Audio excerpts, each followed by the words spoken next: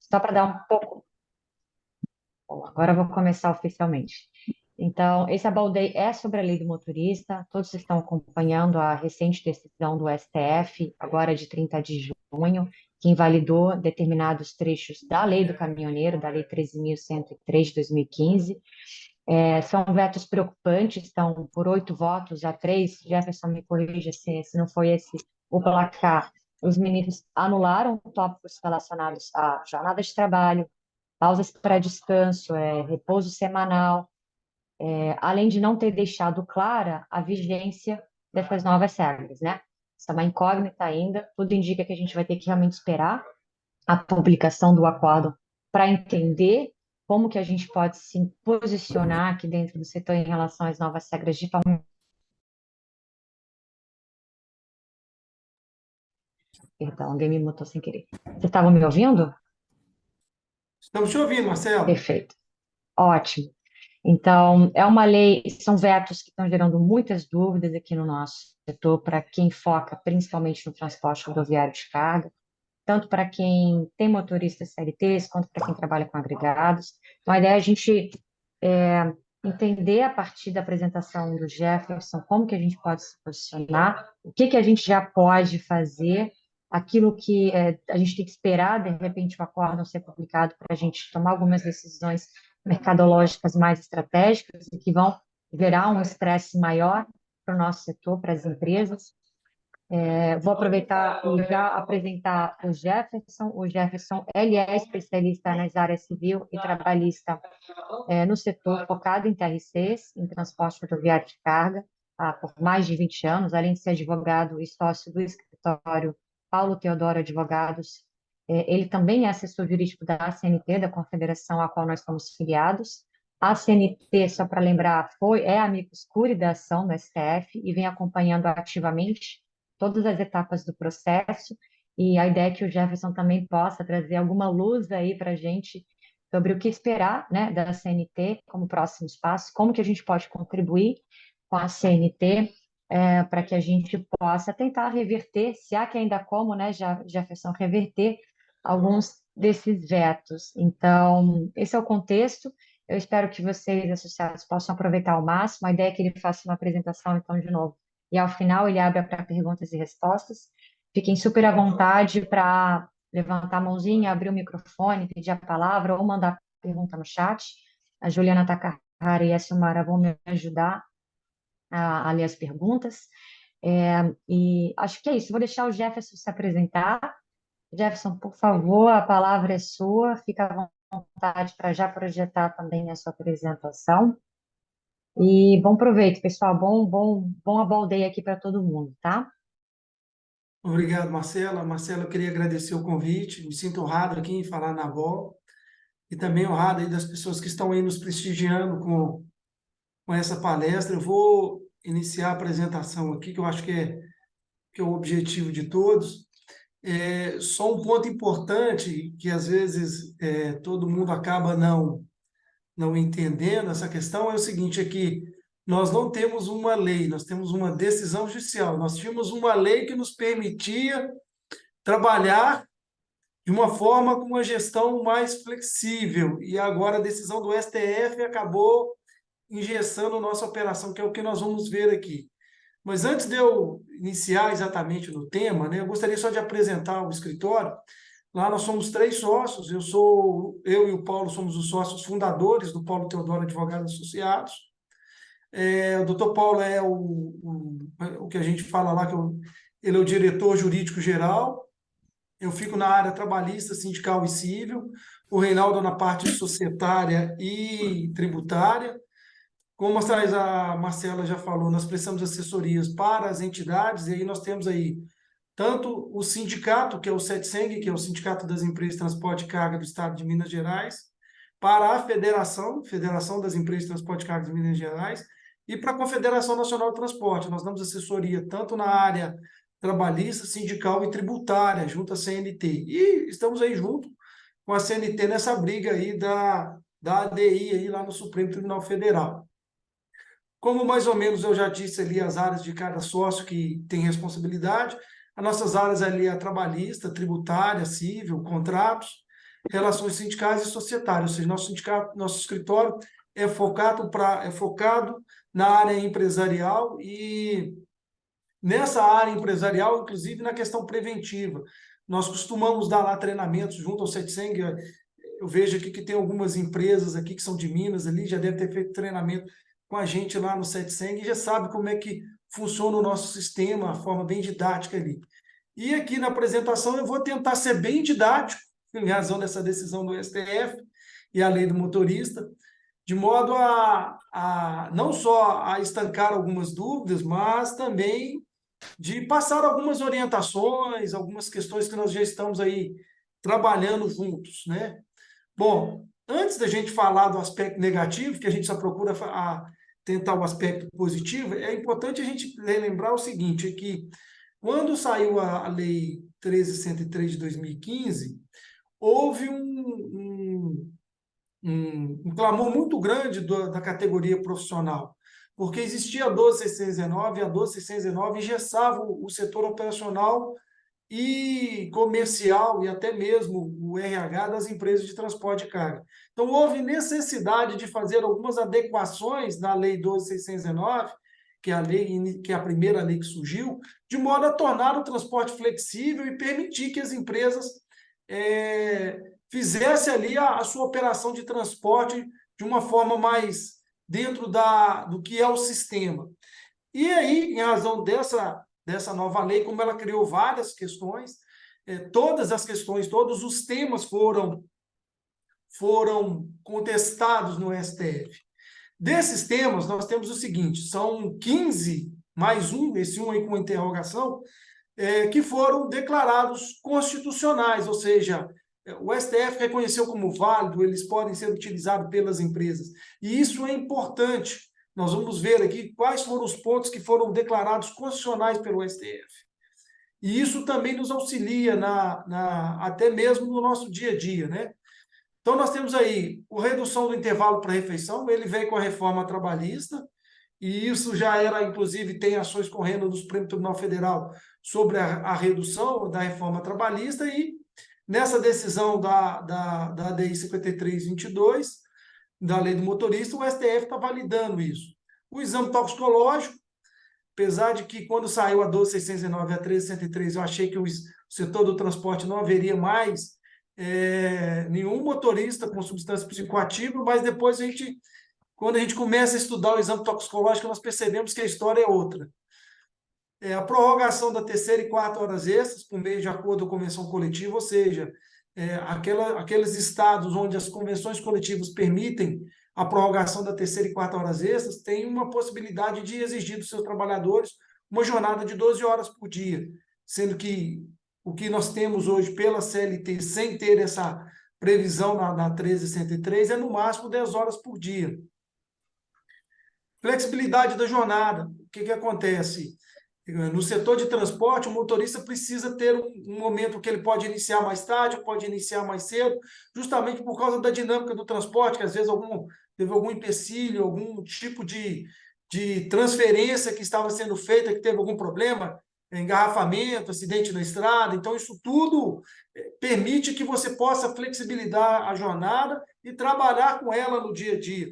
E a CNTT queria que a jornada fosse fixa. Então, quer dizer, você teria aí um engessamento da operação de transporte. Exploração da jornada de trabalho em casos excepcionais para chegar ao local seguro. E essa extrapolação aí, ela inclusive pode ser acima dessa terceira e quarta horas extras. Então, assim, você tem um motorista que ele está num local que uma situação ali excepcional, e essa questão excepcional ela vai ser regulamentada pelo CONTRAN, quando saiu a Lei 14.599, que todo mundo sabe que é a lei que retrata um pouco do seguro, ela vai tratar aí dessa questão do tempo de direção e passou por o CONTRAN regulamentar os pontos de parada e descanso. Então, se não houver possibilidade de fazer aquelas paradas de descanso do tempo de direção ou do término da jornada de trabalho, você terá aí essa regulamentação agora pelo CONTRAN. Além disso, o seguinte, nós temos a aplicação ao motorista para o segmento de transporte passageiro de carga, Depois veio algumas alterações, estendendo para o setor agrícola, mas inicialmente eles queriam restringir isso aí, algumas categorias. Então o STF falou que não, que a lei tinha estabelecido valia. Nós temos aqui a questão de algumas cargas especiais, nós temos aí empresas que são multinacionais, então faz transporte para outros países aí, então você pode fazer e negociar novas condições do transporte, da execução desse transporte por meio de acordo com a convenção coletiva. Então, o STF está valorizando aí a negociação coletiva. Jornada 2 por 36, remuneração por comissão, observada aí a segurança e a lei, né? Que a lei permite o pagamento de comissão, pode ser por produção, por comissão, por quilômetro rodado, por entregas, desde que você observe ali os descansos do motorista. O tempo de direção para o motorista empregado e para o autônomo, e aqui o importante para o autônomo, por quê? Porque quando a 12619 foi criada, ela foi criada no sentido de dar segurança nas estradas, e essa segurança nas estradas não poderiam ficar vinculadas apenas às empresas e os seus empregados, então os autônomos deveriam ter uma regulamentação, e aí estabeleceu-se o tempo de direção para o motorista autônomo, então hoje ele tem a obrigação de, a cada 5 horas e meia, descansar 30 minutos, e dentro das 24 horas, descansar 11 horas, né? É o que está estabelecido aí.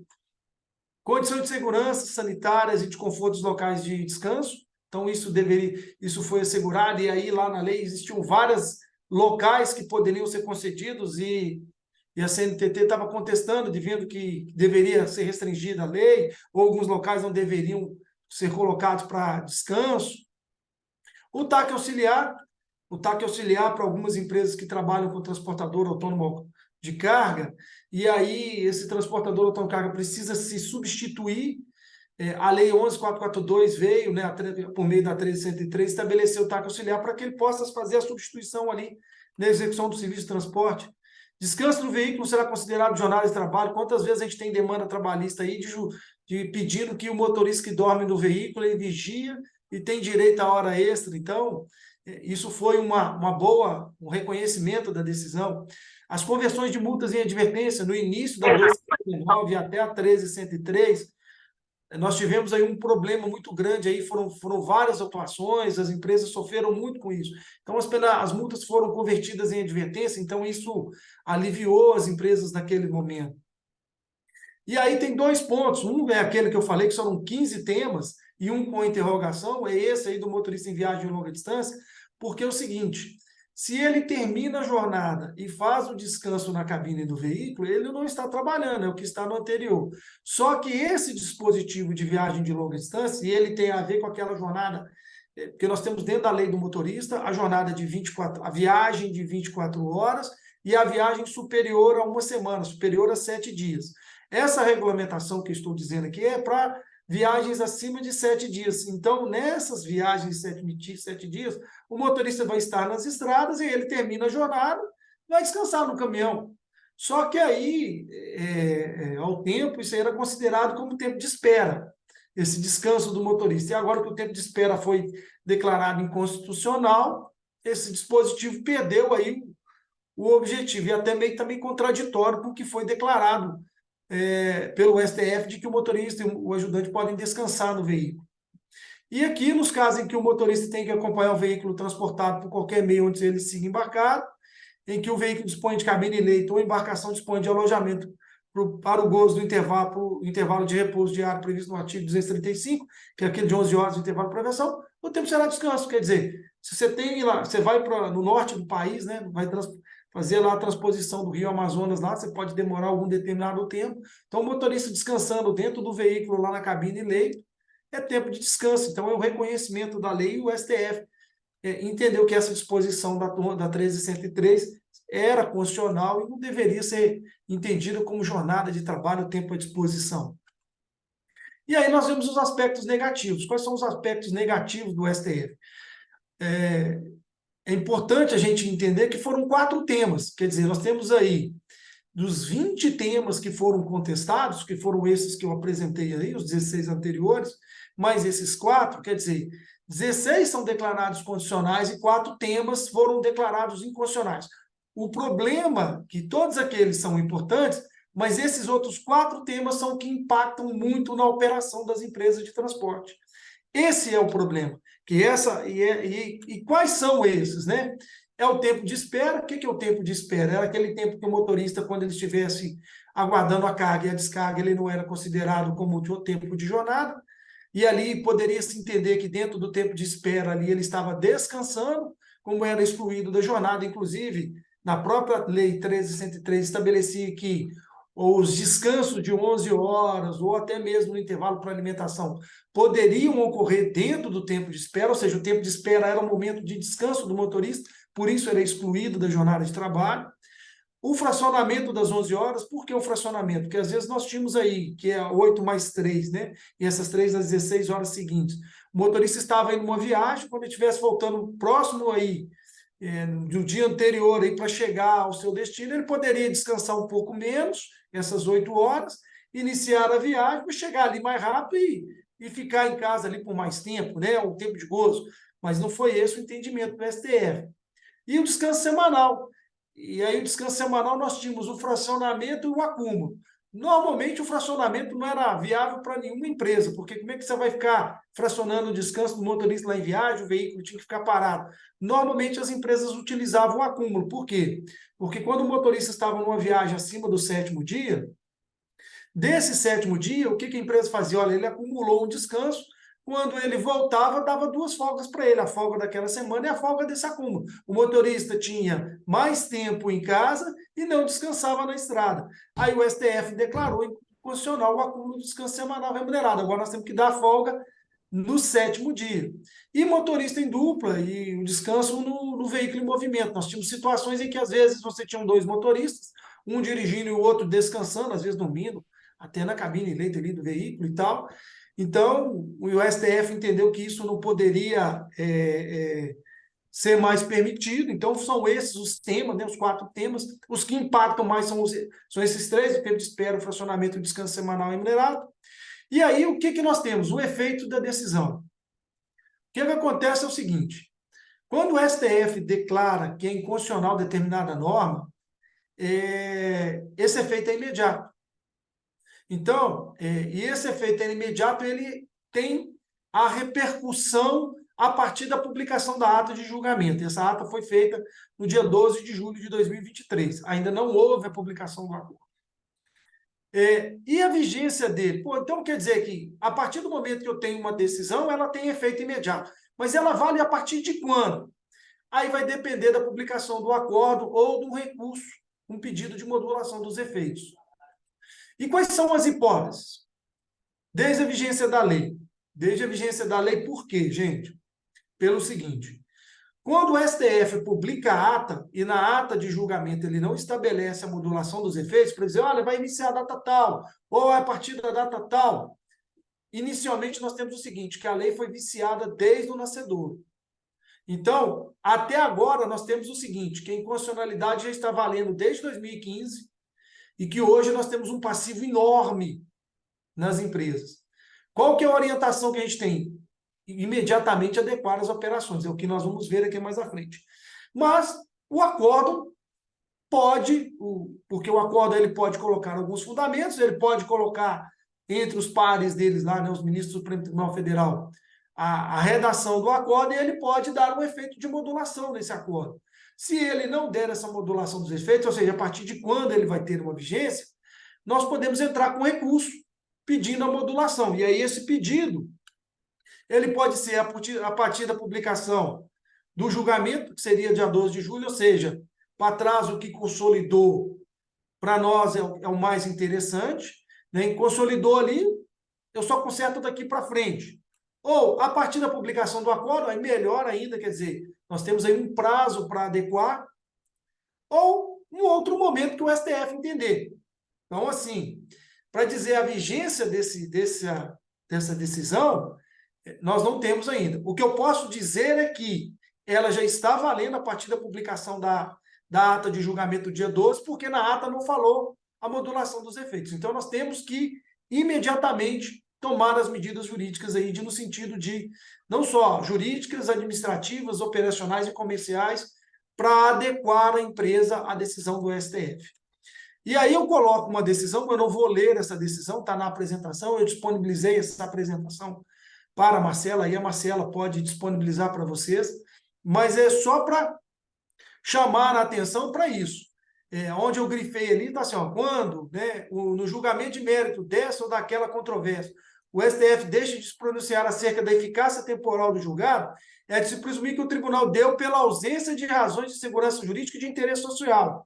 Presunção, porém, que apenas se torna absoluta com o trânsito em julgado da ação direta. Ou seja, inicialmente, se ele não falou nada, está valendo. Mas enquanto não transitou, ele pode mudar os efeitos. E esses efeitos ele vai ser mudado como? Em razões de segurança jurídica e excepcional interesse social.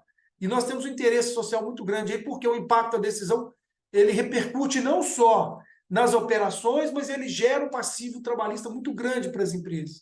Há um impacto muito grande na decisão. Inclusive, a própria CNTT percebeu que a ação direta que ela entrou de constitucionalidade foi um tiro no pé, porque agora tem muito motorista que está descansando nas estradas ou que não pode mais descansar quando ele retorna numa viagem longa, que tem que fazer o descanso lá. Ou seja, a decisão foi muito prejudicial à categoria, tanto econômica quanto profissional. E aí, quais são as estratégias que a CNT vem fazendo lá na ADI?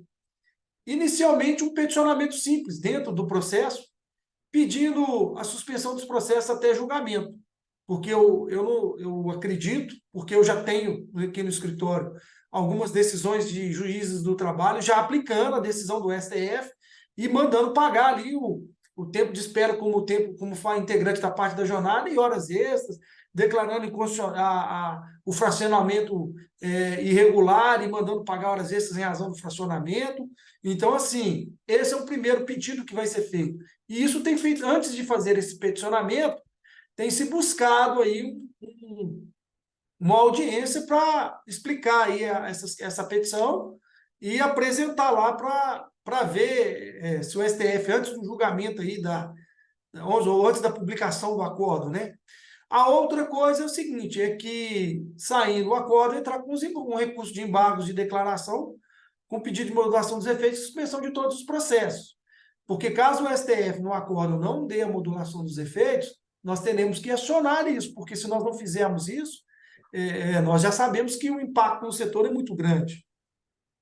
E a modulação só vai ocorrer se a gente demonstrar a situação fática. E que situação fática? Nós precisamos demonstrar os impactos econômicos e sociais do setor. Então, é importante cada empresa olhar a sua operação logística, verificar como ela ficou, como ela vai ser, agora de manhã. E os impactos que ela aconteceu ali naquele período. E aí, aqui eu gosto de fazer uma demonstração dos impactos, que é o seguinte, quais são as conclusões que nós temos, né, da decisão do STF? A primeira, né, o que foi a decisão do STF? O tempo de espera agora não foi extinto, mas ele é considerado jornada de trabalho. Então, assim, o registro dele hoje nos diários de bordo, nos controles de jornada, ele é relevante. É igual quando se o motorista estiver abastecendo o veículo, ele está trabalhando. A nossa vantagem na decisão do STF é porque não vai haver pagamento de diferença do tempo de espera para trás. Porque o pedido da Confederação Nacional dos Trabalhadores de Transporte Terrestre era que fosse declarada a inconstitucionalidade da 13.103 e restabelecido o tempo de espera da 12.619, que era o cálculo era de 1,30 e pela 13.303 era de 30% da hora normal. Então, quer dizer, nós teríamos ali, além de computar isso como jornada, ainda tem que pagar o tempo de espera para o motorista. Então, isso foi muito bom. E, a partir da declaração de inconstitucionalidade do tempo de espera, também não vai haver mais o pagamento do tempo de espera nos recibos. Então, as empresas já não têm que pagar mais. Por quê? Porque ele é jornada de trabalho. Então, elas vão ter que computar isso como jornada de trabalho. Fracionamento das 11 horas. Então, agora está proibido fracionar. Nós temos que cumprir as 11 horas.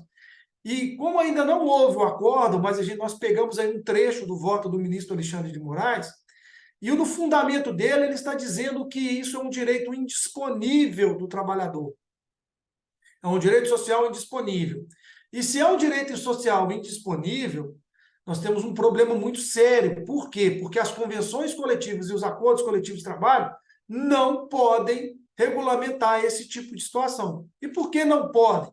Se nós pegarmos a decisão do STF que julgou o negociado sobre o legislado, lá falou que a negociação coletiva poderia tratar de todos os assuntos relacionados ali à relação do trabalho ali.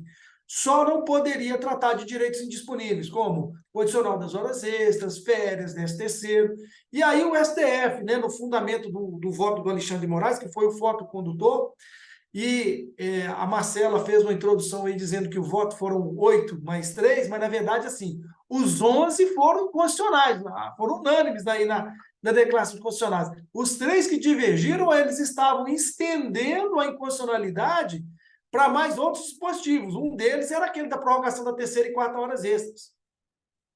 Então, a inconstitucionalidade ali foi dos 11. Esses temas aqui foram unânimes. Os outros 3 ali, porque eles perderam, porque os outros entenderam o que cabia ali. Até a questão do transportador autônomo de carga auxiliar ali foi objeto desses 3 votos de divergências ali, além desses temas.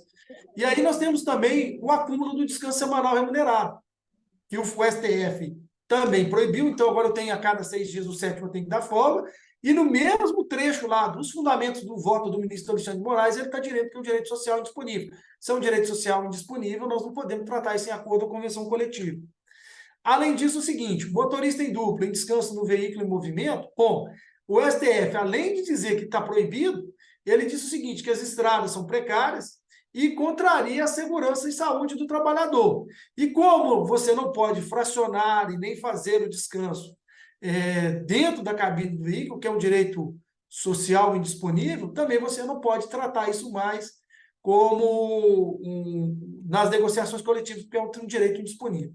Bom, e aí eu gosto de citar um exemplo aqui para nós entendermos melhor o impacto da decisão do STF nas empresas de transporte, tanto, principalmente no transporte de carga. No passageiro, nem tanto, mas no transporte de carga. Por quê? Porque antes nós tínhamos o seguinte, normalmente o motorista iniciava às 6 e trabalhava até às 20 horas, e dentro desse período, às vezes, ele fazia 1 hora de intervalo e 2 horas de espera. Antes da decisão do STF, nós tínhamos que ele tinha trabalhado 12 horas. Por que 12 horas de trabalho? Porque se nós pegarmos 20 horas menos 5, nós teríamos 15 horas durante um dia. Você tira 2 horas de espera, porque é excluído da jornada, e mais 1 hora, você teria ali 12 horas de jornada, e essas 12 horas estariam acobertadas pela prorrogação da 2ª e 3ª horas extras previstas na convenção coletiva. Agora, com a decisão do STF, nós temos 14 horas de trabalho e 1 hora de intervalo. E aí, se nós temos essa 1 hora de intervalo, nós temos aumento da quantidade de horas extras, ou seja, nesse exemplo eu dei aí que a gente aumentou 2 horas extras. Nós temos uma violação do limite da jornada de trabalho, porque o permitido era 10 e a convenção permite mais 2, ou seja, são 12. E aí nós estamos tendo 14. Nós vamos ter multa administrativa do Ministério do Trabalho, porque nós estamos trabalhando com gente acima das 12 horas, nós estamos permitindo 14 horas por dia. Vamos ter problema com o Ministério Público do Trabalho, com o inquérito civil e a ação civil pública com o pedido de danos coletivos, se a gente, inclusive, não adequar a operação à decisão do STF. E aí, essa decisão, o que ela impacta na questão operacional? Primeiro, ela reduz o tempo de direção do veículo, então o veículo vai rodar menos. Segundo, o motorista vai descansar mais nas estradas. Terceiro, a viagem vai ter um aumento. Então, uma viagem, por exemplo, que você gastava 2 dias, que o motorista ia num dia e voltava no outro, provavelmente ele vai gastar 3 dias. Dependendo da situação, ele gasta até 4. Maior tempo dos motoristas no ponto de parada. Então, a viagem, por exemplo, que ele fazia num dia e voltava no outro, ele às vezes só ficava 1 dia no ponto de parada. Agora ele pode ficar 2 ou 3 dias. Então, nós temos um impacto no operacional ali. Impacto financeiro, aumento no custo. Por quê? Porque se o motorista vai ficar mais tempo na estrada, é mais diária de viagem, é mais horas trabalhar, é mais horas que a gente vai pagar de trabalho. Redução da produtividade, porque o caminhão não vai poder rodar mais do que rodava. Queda no faturamento. Aumento da frota. Por quê? Nós vamos ter que aumentar a frota para atender a demanda. Porque se os nossos veículos ficam mais tempo parados, não podem rodar mais, tem aumento da frota. Vamos ter encargo trabalhista. E aí vem as horas extras, mais previdenciário. Ações trabalhistas. Se o STF não der a modulação dos efeitos ali, nós vamos ter muita ação trabalhista, inclusive ação rescisória. Um detalhe importante é o seguinte, mudar a decisão do STF não vai mudar. Essa realidade não tem como. O que nós temos ali a nível de processo e a nível de representação da Confederação Nacional do Transporte Terrestre é trabalhar para cortar o passivo trabalhista do período anterior e que a norma fique valendo a partir do momento da inconstitucionalidade ou do acordo, que seria o melhor para nós, que aí nós teríamos um tempo de adequação. Mas isso nós temos que trabalhar lá no STF. Mudar essas questões aí, esses impactos, nós não temos. Então, isso as empresas já têm que trabalhar de imediato para mudar. E contratação de mais empregados. Já tem no mercado faltando motorista. E agora tem que contratar mais gente. Então, nós vamos ter um aumento da dificuldade aí muito grande. E aí, o que esse impacto operacional e financeiro leva às empresas? Primeiro, reorganizar a operação. Segundo, realinhar os custos, porque nós vamos, na hora que observar isso, realinhar a operação e verificar o custo, vai ver que vai aumentar. E aí nós vamos ter que sentar e negociar também os contratos, porque como vai haver um aumento do serviço de transporte, nós temos que sentar com o embarcador. E certamente haverá um aumento no consumidor final. Bom, sugestões aqui que a gente, a gente tem passado para não só para as empresas, mas também para as entidades que representam o setor, no sentido de orientar as empresas. Primeiro, cumprir imediatamente a decisão. Então, no início eu falei, gente, aqui nós não temos uma lei, e lá não estabelece prazo, nós temos uma decisão judicial que declarou inconstitucional. Segundo, não excluir o tempo de espera da jornada de trabalho. Terceiro, exigir descanso de 11 horas entre jornadas. E aqui, essas 11 horas, é tanto do empregado quanto do autônomo, tá? O transportador autônomo de carga. Conceder folga no 7º dia após 6 dias contínuos de trabalho. Felizmente, se sua operação aí, o motorista tem que viajar 10 dias ou mais, ele vai ter que parar e descansar. Permitir descanso do motorista em dupla, não permitir o descanso de motorista em dupla na cabine e no veículo em movimento. Trabalhar com a permissão da terceira e quarta horas extras. Então, vocês têm que olhar isso aí, se a convenção coletiva de vocês tem, ou se vocês têm acordo coletivo. Se não tiver, chamar o sindicato e negociar isso. Utilizar o intervalo para refeição e descanso do tempo de direção para atender às necessidades da operação. O que acontece? Hoje, o intervalo para alimentação é o mínimo de 1 e o máximo de 2. E o tempo de descanso de direção ele é 30 minutos. Então, ou seja, o tempo de direção ele tem que acontecer dentro das primeiras 6 horas, ou se o motorista dirigiu 5 horas e meia, ele tem que descansar 30, e depois ele tem que descansar de novo. Sendo que na primeira parada, ele pode ser coincidente com os 30 minutos do intervalo para refeição. Então, dependendo da operação que você vai trabalhar, por exemplo, eu estou em Belo Horizonte. Se eu saio de Belo Horizonte para São Paulo, eu sei que no final do dia eu tenho um problema do gargalo do trânsito em São Paulo. Então, eu vou mandar o meu motorista fazer mais intervalos de descanso. Ele faz um intervalo de 2 horas para refeição na primeira parada e na hora que ele vai fazer o descanso de 30 minutos, esses 30 minutos é o mínimo. E por uma interpretação aí análoga aí do descanso de direção, podemos entender também que ele poderia fazer até 2. Então, se vai chegar no momento de pico, um momento muito ruim, ou um momento que não vai ter como fazer o descarregamento ou carregamento do veículo, você coloca que ele pode descansar 2 horas de intervalo para refeição e mais 2 horas de tempo de descanso de direção. E aí você tem ali uma flexibilidade para trabalhar nisso. E aí o seguinte, dependendo do que for, você pode até negociar esse intervalo. E eu já falei lá atrás que a reforma trabalhista permitiu que fosse... Você pode reduzir o intervalo para 30. Então, você pode negociar um intervalo de 30 minutos e um máximo de 2. E você pode até aumentar de 3 para 4. Eu cito o exemplo seguinte, que o intervalo para refeição, por exemplo, para quem transporta valores, como é que funciona o transporte de valores? Normalmente, os caminhões de transporte de valores, os veículos, eles passam de manhã reabastecendo os caixas, os bancos, as agências, e depois que ele termina ali 11 horas, aquele período ele não tem, é um período vago para ele. Então, eles estabeleceram, mediante convenção coletiva, um intervalo de 4 horas. E aí, eles descansam aquelas 4 horas ali, quando é lá para as 4 horas, eles começam a voltar a recolher nas agências aqueles valores que que foram recebidos ali, né, os valores excedentes, para levar lá para o cofre. Então, assim, isso é possível trabalhar. E aí, mas isso tem que ser feito operação por operação e negociar com o sindicato profissional. Solicitar a suspensão das ações até decisão de recurso do STF a respeito da modulação dos efeitos. E aí a gente dá os fundamentos, que são os artigos 27 e 28 da Lei 98, 68 e 99, a Constituição Federal e os artigos do CPC.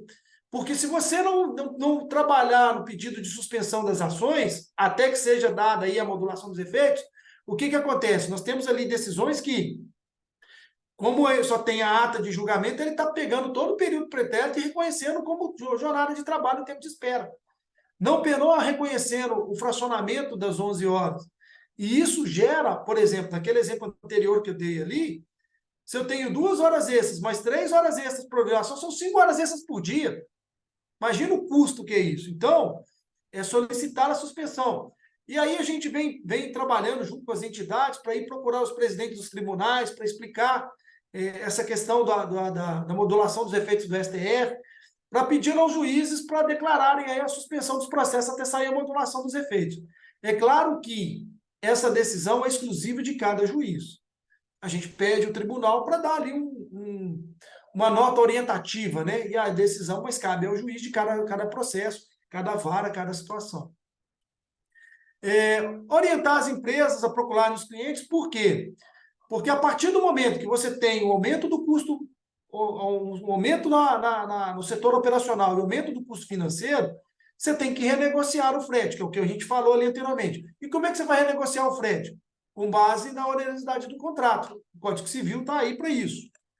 Propor treinamentos às empresas para cumprir a legislação e decisão do STF. Esses treinamentos é o quê? Hoje, nós tínhamos um tratamento diferente para o motorista, que tinha tempo de espera, então você tinha aquelas exclusões, tinha as interpretações, o que podia compensar, o que podia jogar dentro lá do tempo de espera e de descanso. Agora não tem mais, então tem que orientar as empresas ao quê? Como o operacional vai trabalhar com os motoristas, como a empresa, o comercial vai fazer a cobrança do frete e como o RH vai apurar os diários de bordo, porque isso é necessário, é importante as empresas fazerem isso. E aí tem um quadro simplificado daquilo que eu acabei de apresentar tudo aí para vocês aí, que é o que a gente coloca na caixa ali, é o que o STF levou, né? A carga ficou lá para o STF. E o que a gente deixou aqui dentro do baú do caminhão, que é a parte da constitucionalidade ali. Nós fizemos esse quadro com base na ata de julgamento. Até o momento que nós tínhamos feito, ainda não tinha nem saído a ata de julgamento. Mas aí nós temos as dicas, né? Olha, operacional, financeira e atenção que as empresas têm ali. E aí eu estou à disposição, aí tem meu endereço, aí tem os telefones de contato, né? À disposição aí para as dúvidas aí que forem necessárias aí para a gente esclarecer. Jefferson, muito obrigada. Essa apresentação é a segunda vez que eu assisto, ela é bem resumida, ela é muito boa, então eu já até encaminhei para alguns associados na semana passada, que faz parte da Diretoria de Assuntos Jurídicos e Regulatórios, mas aqueles que quiserem também, por favor, podem nos chamar, Juliana, Silmara, no WhatsApp, a gente compartilha, quem não faz parte dos nossos grupos de trabalho e diretorias.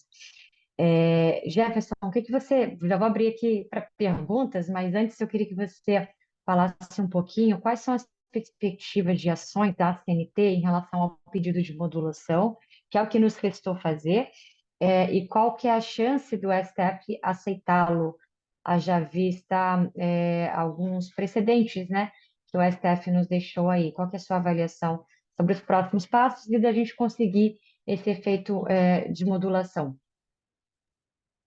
O trabalho da CNT, ele não só... Porque, assim, nós temos 2 caminhos ali dentro da CNT. Nós temos o caminho jurídico e temos o caminho, digamos, político, né? O caminho político é tentar sensibilizar os ministros do STF no sentido de atender à demanda da categoria. Agora, o jurídico é o que eu já até tinha explicado ali mais ou menos. A primeira estratégia é eu entrar com uma petição para que seja pelo menos dada uma suspensão dos processos. Porque a modulação dos efeitos, nós precisamos esperar o acórdão para ver se realmente vai haver a modulação ou não. Porque aí somente a partir desse momento da modulação é que nós teremos condições de falar assim, olha, vamos entrar com recurso. E eu acredito assim, tem uma discussão falando que como a CNT é a mixture, ela não teria direito de entrar com embargos de declaração. Mas nos trabalhos que nós fizemos aqui, junto à jurisprudência do STF, os embargos para sanar alguma contradição, igual aquela que eu coloquei ali, aquele asterisco naquele ponto, nós não temos como entrar com embargos para discutir aquilo, apenas a CNTT ali, ou o próprio Estado, né, a União, por meio da Advocacia Geral aí. Mas a questão da modulação dos efeitos, esse nós temos esse direito por meio de embargos de declaração. Então, assim, hoje nós temos inicialmente os embargos para pleitear a modulação dos efeitos. E eu acredito que sim, por quê? Porque o impacto é muito grande. Agora, nós precisamos, no recurso, fazer essa demonstração de como foi esse impacto. E nós temos pedidos, né, junto com a CNT e as entidades, para que as empresas passem para as entidades o impacto financeiro e operacional das operações.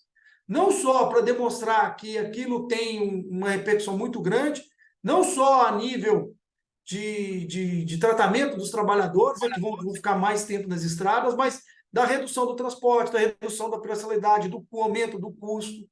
E isso é importante por quê? Porque essas informações, essas planilhas, apesar da gente conhecer o setor e divulgar sabendo que vai haver, que houve um impacto, que o impacto é muito grande, tem gente falando que o impacto é 25%, mas dependendo da operação dá mais de 50%. Então, assim, não há como a gente falar qual que é o impacto, porque vai depender de cada empresa.